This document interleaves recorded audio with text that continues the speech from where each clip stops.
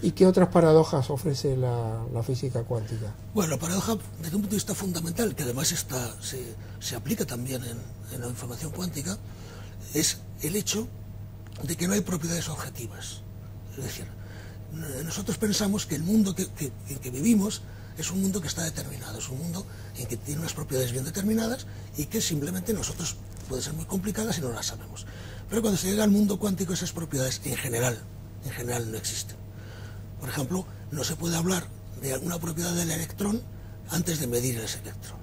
Eso es imposible. Hay ciertas propiedades que sí. Por ejemplo, la carga del electrón siempre es la misma y es independiente de que se mida o no, va a ser siempre la misma.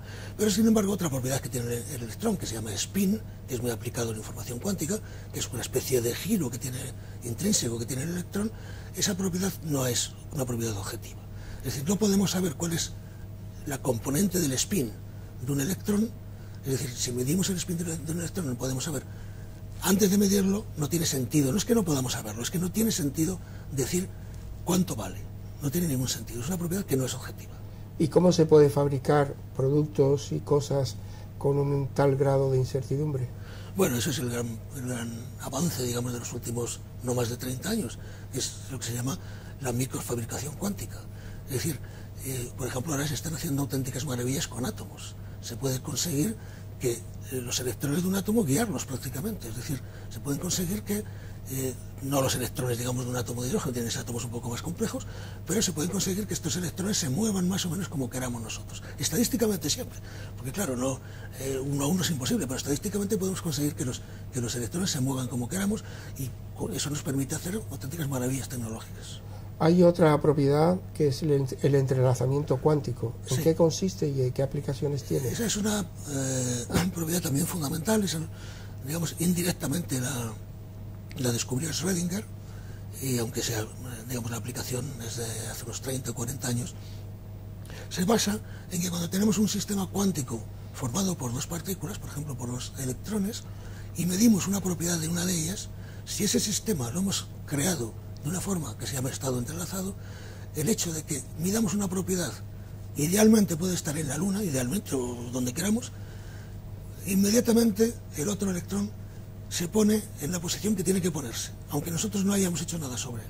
Es decir, que hay una influencia que se transmite, en principio es instantánea, entre una cosa que medimos en un sitio, se propaga instantáneamente. La palabra no es adecuada porque no es que se propague nada físico, debido a las propiedades cuánticas, el hecho de que yo mida una cosa aquí, inmediatamente tiene repercusión, si el estado es entrelazado, en algo que está muy alejado. ¿Y cómo se consigue ese estado entrelazado? Bueno, ese estado entrelazado se consigue, en principio, también mediante la tecnología cuántica. Ya se consiguieron con átomos hace 30 o 40 años. Los primeros experimentos serios, digamos, se deben a un físico francés, se llamaba Aspet, se llama, porque vive aún. Antes había alguno, pero estos experimentos fueron fundamentales con estados entrelazados, y actualmente se hacen auténticas maravillas tecnológicas con fotones, con, digamos, luz. Se consigue entrelazar dos y más fotones, 3 fotones, y se consiguen entrelazar fotones con átomos. O sea, es un campo cuyo progreso tecnológico es enorme actualmente. Y que luego consiste en que tú introduces una información en un fotón que ha estado entrelazado y el otro fotón recibe instantáneamente la misma información. Eso es, así es. Y eso es la base de la computación cuántica, por ejemplo. No se podría hacer computación cuántica, los ordenadores cuánticos funcionan con esa propiedad. ¿Estás hablando del qubit? Justo. El hecho de que los ordenadores cuánticos se basan en dos cosas. Primero, la existencia del qubit, que es el bit cuántico, es decir, que no solo el bit clásico tiene dos posibilidades, o arriba o abajo, o sí o no. O sea, es digital, o sea, tiene dos posibilidades, es binario, digamos, ¿no? Totalmente. Sin embargo, el bit cuántico tiene en principio infinitas posibilidades, porque se basa, digamos, para entendernos, aunque se está haciendo con otras formas también, con un spin que puede estar en cualquier posición en el espacio. Lo que ocurre es que por limitaciones prácticas, digamos, pues no es infinito el número de grados de libertad que tiene eso, ¿no? Pero tiene muchos. Y esto se aplica junto con el entrelazamiento, con el hecho de que la información que se tiene en un momento pues se puede transmitir instantáneamente parte de esa información a otro lugar. Eso es la base de la computación cuántica. Vosotros habláis también de otro fenómeno que es el colapso. ¿Os referís al colapso de la función de onda? Sí. Explícalo un poquito. Bueno, el colapso de la función de onda en realidad mucha gente piensa que no es una cosa que exista, sino que es una forma de, es una regla mnemotécnica, digamos. Es el hecho de que... Una manera de hablar. Una manera de hablar. Es el hecho de que, aunque un sistema cuántico no tiene ciertas propiedades, por ejemplo, no se puede saber en principio, o no tiene sentido en principio hablar de qué velocidad tiene, cuando se mide aparece con una cierta velocidad, o aparece con un cierto spin, aparece con una cierta propiedad. Como antes de medirlo esa propiedad no existía, pues se dice que la función de ondas, que es otra forma de hablar del estado cuántico, ha colapsado de todos los posibles valores que podía tener en potencia, pues ha colapsado a uno concreto, y eso se llama el colapso de la función de ondas.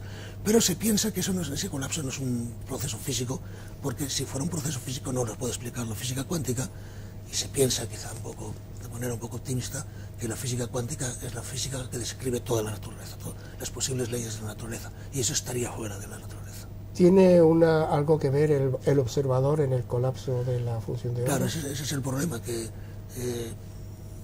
no se sabe al menos hacer este colapso o ver qué implicaciones tiene ese colapso si no se postula la existencia de un observador inteligente, que ese observador sea humano o no, pero al menos tiene que ser inteligente, en el sentido de que tiene que saber, y ahí entra el problema serio de la consciencia, tiene que saber que se ha producido ese colapso.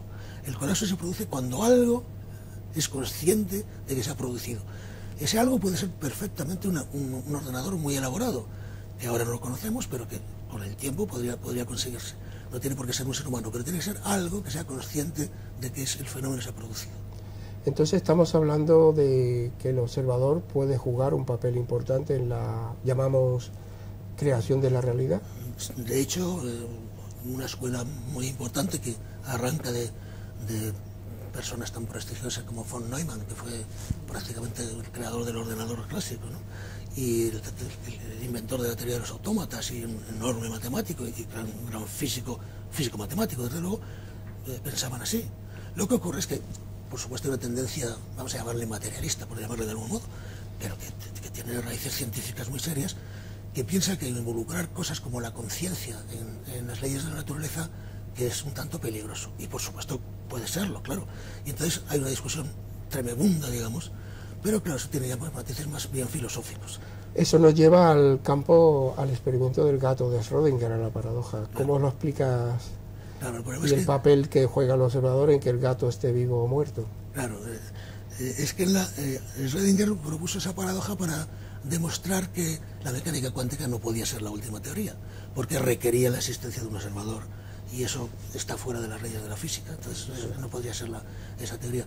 El experimento ideal es muy conocido, es el hecho de que hay un sistema cuántico que es capaz, después de muchos pasos, pues llegar a hacerse clásico. Hacerse clásico quiere decir a manifestarse clásicamente. En este caso es haciendo que un electrón, pues después de varios procesos, pues digamos percuta, por decirlo de alguna manera, con un mecanismo, y ese mecanismo libere un ácido, el ácido cianhídrico, lo que sea, que mata al gato, ¿no? Entonces, en un principio, cuando se formula la paradoja, el sistema es cuántico y el electrón tiene la posibilidad de percutir o no percutir con la misma probabilidad. Pero no se trata de que tenga esa posibilidad y no lo sepamos, no, se trata de que en mecánica cuántica, antes de percutir, no existía eso. O sea, no se puede hablar de ese estado, ¿no? Y entonces, decía eso, ¿y cómo es posible que siempre que miramos vemos un gato vivo o un gato muerto? Lo vemos en una superposición de estados que ni es vivo ni es muerto. Dice, claro, eso lo hacemos porque el observador, en principio, parece ser que es el que mata o resucita, o deja vivir al gato, y eso es imposible. Entonces, es que la mecánica cuántica no está bien. ¿Podemos decir que de la física cuántica se desprende que el determinismo no tiene una base científica? Por lo menos, vamos a ver, el determinismo en el sentido estricto, por sentido supuesto, filosófico. En el sentido estricto filosófico, desde luego que sí. Eso yo creo que nadie que crea en la física cuántica, la física cuántica tiene varias interpretaciones filosóficas, digamos. Por ejemplo, pues lo que hemos hablado antes, la importancia de la consciencia o no, eso, pues, hay diversas escuelas, pero lo que nadie pone en duda es que la teoría cuántica es indeterminista. Eso está clarísimo. O sea, no se puede, el determinismo clásico es imposible de mantener si se cree en la física cuántica, es imposible. Bueno, y por último había otro aspecto, que es la importancia que tiene la interpretación de la física cuántica parece que deja de ser competencia exclusiva de los físicos. Parece que el reto que plantea la comprensión de la física cuántica requiere aportaciones de otras disciplinas. ¿Se está dando algún cambio en esa dirección, reflexión conjunta, interdisciplinar, para entender todo lo que es la paradoja del mundo cuántico? Sí, pero déjame, Eduardo, que relacionado con esto diga una cosa.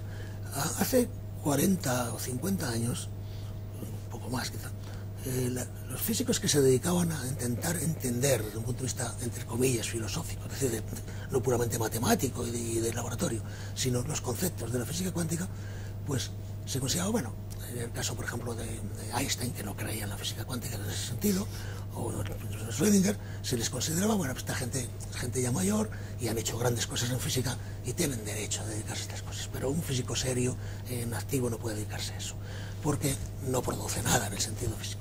Bueno, el hecho de que estos físicos y luego otros más jóvenes se dedicaran a esto, pues ha producido, entre otras cosas, la era de la información cuántica, cuyas aplicaciones tecnológicas están por ver y están ya desarrollándose, pero esto vino concretamente de problemas muy fundamentales. No fue que nadie pensara intentar explicar qué le pasaba al cacharro tal en la situación tal, no, eran problemas muy fundamentales. ¿Qué significaba el estado cuántico? ¿Qué era entrelazamiento? De eso surgió. Entonces, a lo que preguntas, efectivamente, el hecho de que no entendamos bien la mecánica cuántica, no ya desde el punto de vista matemático, que tiene muchos problemas, sobre todo cuando se une con la relatividad, el hecho de que no la entendamos desde un punto de vista, digamos, de ideas filosófico, pues es muy importante, no ya solo filosóficamente, sino físicamente. Por ejemplo, en una cosa que está en el borde ya del conocimiento, que es entender lo que es la gravedad. Parece que es una tontería, y la gravedad, pues todo el mundo sabe lo que es la gravedad de Newton. No, pues la gravedad es la fuerza más misteriosa que existe. Nadie sabe. De las otras fuerzas tenemos ideas de dónde se producen, pero la verdad, en realidad nadie sabe de dónde procede. El origen realmente cuántico de la gravedad nadie lo sabe. Y entonces, para entender ese problema, eso es lo que ha dado lugar a ideas y teorías que todos, de oídas, digamos, todos conocemos, las supercuerdas, el hecho de que la existencia de propiedades cuánticas de los agujeros negros, cosas de estas. Todo esto tiene que ver con la teoría cuántica de la gravedad. Y la teoría cuántica de la gravedad, una cosa fundamental es realmente entender qué significa la mecánica cuántica. Eso es fundamental. Y en eso, pues, hay una concomitancia entre físicos, bueno, físicos que les interesa la parte fundamental de la física, y filósofos, auténticos filósofos que les interesa la filosofía de la ciencia. Y eso es un campo cada vez más potente, digamos. La epistemología. La epistemología, la teoría del conocimiento, digamos, pero siempre con una base científica, es decir, no la mera elucubración. Especulación filosófica clásica, sino ya sobre base científica. La base científica no quiere decir que uno tenga que saber calcular, ni que tiene que saber manejar el laboratorio, los cacharros del laboratorio, pero sí tiene que conocer las ideas fundamentales de la física y de la ciencia en general, ¿no? Bueno, para terminar, estamos en el centenario de la teoría de la relatividad. ¿Podrías hacer un resumen muy breve de lo que ha significado y lo que se espera para los próximos 100 años de esta teoría? Sí. Bueno, en realidad se cumplen los 100 años de la teoría de la relatividad general. Sí. La relatividad general es la relatividad, pues se llama general, que quería explicar, pues según Einstein, todo el mundo, ¿no? Todo el mundo físico. Y él lo hizo para explicar la gravitación, porque en la época que se hizo, las dos únicas fuerzas que realmente se conocían bien eran la electromagnética y la gravitatoria. Entonces, la electromagnética, en el aspecto clásico, que es lo que las ecuaciones de Maxwell, todo lo que da lugar a los aparatos que nos están filmando, digamos, pues en gran parte pues es electrodinámica, el electromagnetismo clásico. Eso lo cubre la relatividad especial, pero no la teoría de la gravitación. Eso es la relatividad general. Y efectivamente, ahora hace 100 años, se publicaron los primeros trabajos de Einstein sobre eso. Lo que quería hacer Einstein era entender lo que era la gravedad. Y entonces, la gran idea de Einstein es que la gravedad es una propiedad del espacio-tiempo, es decir, del espacio y del tiempo. Que ya en la relatividad especial se sabía que no había espacio separado y tiempo separado, sino que es un concepto continuo. Y entonces, Einstein lo que intentó demostrar es que la gravedad es una manifestación del espacio-tiempo. Es decir, digamos, la presencia de la materia hace que el espacio-tiempo tenga una estructura geométrica determinada, y esa estructura geométrica es la que da lugar a lo que entre comillas podemos llamar fuerza gravitatoria. Lo que ocurre es que, como ahora pensamos que la teoría cuántica tiene que ser universal, que todos los fenómenos tienen que ser explicables por la teoría cuántica, ese fenómeno no se puede explicar actualmente en la teoría cuántica. Y ese es el gran problema. Y ahí tenéis otro nuevo reto. Y ese es el gran problema, digamos, que Einstein tendría, si viviera y estuviera activo, seguro, tendría que resolverlo. Entender eso. Bueno, pues José Luis, muchísimas gracias. Encantado. Esperamos verte en otro momento. Encantado.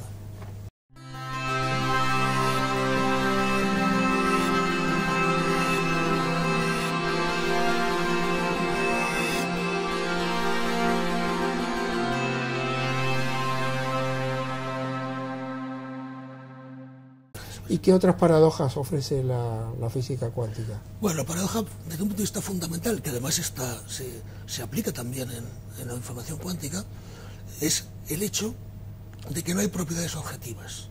Es decir, nosotros pensamos que el mundo en que vivimos es un mundo que está determinado, es un mundo en que tiene unas propiedades bien determinadas y que simplemente nosotros pueden ser muy complicadas y no las sabemos. Pero cuando se llega al mundo cuántico, esas propiedades en general no existen. Por ejemplo, no se puede hablar de alguna propiedad del electrón antes de medirla. Lo hemos creado de una forma que se llama estado entrelazado. El hecho de que midamos una propiedad, idealmente puede estar en la Luna, idealmente, o donde queramos, inmediatamente el otro electrón se pone en la posición que tiene que ponerse, aunque nosotros no hayamos hecho nada sobre él. Es decir, que hay una influencia que se transmite, en principio, es instantánea, entre una cosa que medimos en un sitio, se propaga instantáneamente. La palabra no es adecuada porque no es que se propague nada físico, debido a las propiedades cuánticas, que no es objetiva. ¿Y cómo se puede fabricar productos y cosas con un tal grado de incertidumbre? Bueno, eso es el gran avance, digamos, de los últimos no más de 30 años. Es lo que se llama la microfabricación cuántica. Es decir, por ejemplo, ahora se están haciendo auténticas maravillas con átomos. Se puede conseguir que los electrones de un átomo guiarlos prácticamente, es decir, se pueden conseguir que no los electrones, digamos, de un átomo de hidrógeno, tienen átomos un poco más complejos, pero se pueden conseguir que estos electrones se muevan más o menos como queramos nosotros, estadísticamente siempre, porque claro, no un electrón, eso es imposible. Hay ciertas propiedades que sí, por ejemplo, la carga del electrón siempre es la misma y es independiente de que se mida o no, va a ser siempre la misma. Pero sin embargo, otra propiedad que tiene el electrón, que se llama spin, que es muy aplicado en información cuántica, que es una especie de giro que tiene intrínseco que tiene el electrón, esa propiedad no es una propiedad objetiva. Es decir, no podemos saber cuál es la componente del spin de un electrón, es decir, si medimos el spin de un electrón no podemos saber. Antes de medirlo no tiene sentido, no es que no podamos saberlo, es que no tiene sentido decir cuánto vale. No tiene ningún sentido, es una propiedad, aún no es imposible, pero estadísticamente podemos conseguir que los electrones se muevan como queramos y eso nos permite hacer auténticas maravillas tecnológicas. Hay otra propiedad que es el entrelazamiento cuántico. ¿En Sí. qué consiste y qué aplicaciones tiene? Esa es una propiedad también fundamental, digamos, indirectamente la descubrió Schrödinger, y aunque sea, digamos, la aplicación es de hace unos 30 o 40 años, se basa en que cuando tenemos un sistema cuántico formado por dos partículas, por ejemplo por dos electrones, y medimos una propiedad de una de ellas, si ese sistema